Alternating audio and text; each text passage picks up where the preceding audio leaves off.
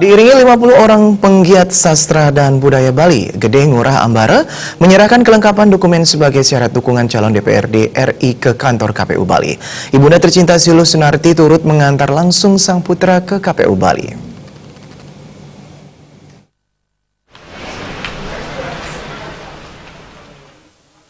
Gede Ngurah Ambara menyerahkan kelengkapan dokumen sebagai syarat dukungan calon DPRD RI yang diterima langsung oleh Ketua KPU Bali Dewa Kadewi Arsaraka Sandi dan para komisioner, serta para petugas pada pukul 10 WITA. Sebanyak 3.885 dukungan dari seluruh kota dan kabupaten se-Bali menjadi bekal Gede Ngurah Ambara Putra untuk maju menjadi calon DPRD RI 2019.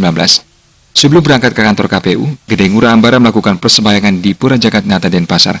Kepada para rohaniawan, Gede Ngurah Ambara memohon doa restu agar bisa ke depannya ngayah sebagai anggota DPRD RI menjaga kelestarian budaya Bali dan menjaga regenerasi budaya Bali ke generasi berikutnya agar budaya Bali tetap ajak dan lestari. Gede Ngurah Ambara menambahkan latar belakang dirinya mencalonkan diri menjadi calon anggota DPRD RI adalah 3 hal. Pertama, membangun dan memberikan payung hukum demi pelestarian kearifan lokal.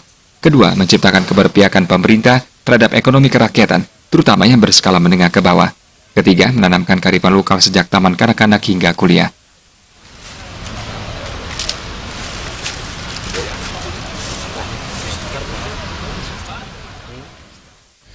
Kebetulan kami adalah suatu komunitas sastra budaya yang tentu kita menginginkan adanya kegiatan ini menyeluruh di seluruh Bali.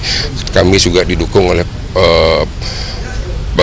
penasehat ataupun pelingsir dari seluruh Bali. Target suara Pak sudah ada? Mudah-mudahan bisa, karena yang dipilih kan 4. Mudah-mudahan kami bisa 1 dari 4 itu. Kita sangat mendukung sekali. Menurut salah satu tokoh penggiat sastra dan budaya Bali, Nyoman Putra Adnyana, Gede Ngurah Ambara adalah satu-satunya orang yang peduli terhadap kegiatan yang hampir punah, seperti Sekar Agung, Sekar Madya, dan Sekar Alit. Ini sangat mutlak dibutuhkan oleh masyarakat Bali, terutama umat Hindu.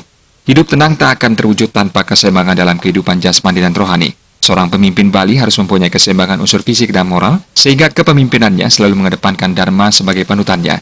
Santapan rohani pun harus diberikan kepada semua orang melalui Weda Smrti, di antaranya Itiasa, Ramayana, dan Mahabharata.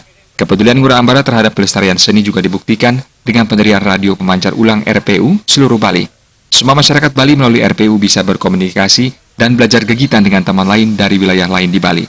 Intinya, pembangunan rohani dengan mempelajari Smrti dan sastra akan menyebarkan petua yang baik dan menimbulkan ketenangan hidup.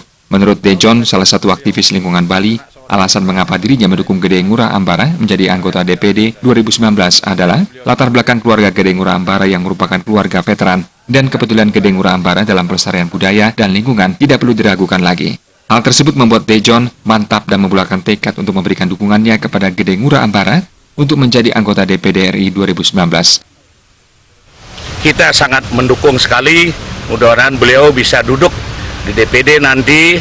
Apa yang menjadi perjuangan masyarakat Bali, khususnya kami di Hindu, yang menyatu antara agama dan budaya dan adat.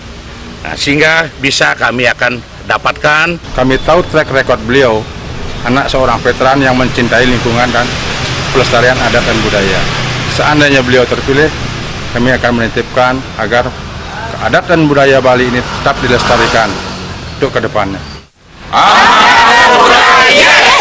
Gung Krisna, Bali TV.